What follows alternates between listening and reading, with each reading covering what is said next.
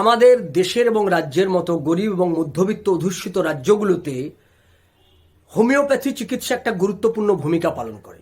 Side এফেক্টহীন এই চিকিৎসা ব্যবস্থা, উৎকৃষ্ট মানের এই চিকিৎসা ব্যবস্থা, এটা আমাদের দেশের মূলত আমাদের রাজ্যের নিম্নবিত্ত গরিব মধ্যবিত্ত মানুষেরা তারা এই চিকিৎসার সুযোগটি নেন এবং এই চিকিৎসার মধ্য দিয়ে বহু মানুষ সুফল ভোগ করছেন।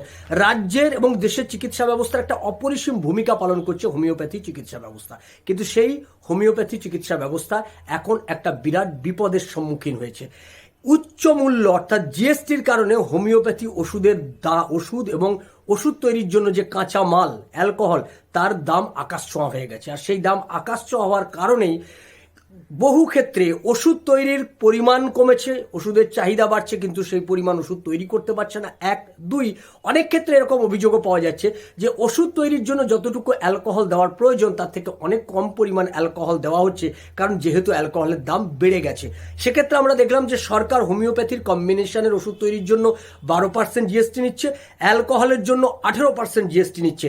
সরকারের আয়ের ওপর কখনোই নিম্নবিত্ত মানুষের স্বাস্থ্য এবং সুরক্ষা হতে পারে না। ফলে এক্ষেত্রে আমরা দেখলাম doctor S C. Deb, homeo research and ল্যাবরেটরির যিনি কর্ণধার, শ্রী চঞ্চল দেব, তিনি একটি বার্তা দিলেন। তিনি বললেন যে প্রান্তিক মানুষের স্বাস্থ্য এবং সুরক্ষার কথা ভেবে এই যে কর, অতিরিক্ত কর, সেই করটা হ্রাস করা উচিত কিংবা মুকুব করে দেওয়া উচিত, এই দাবি তিনি জানিয়েছেন।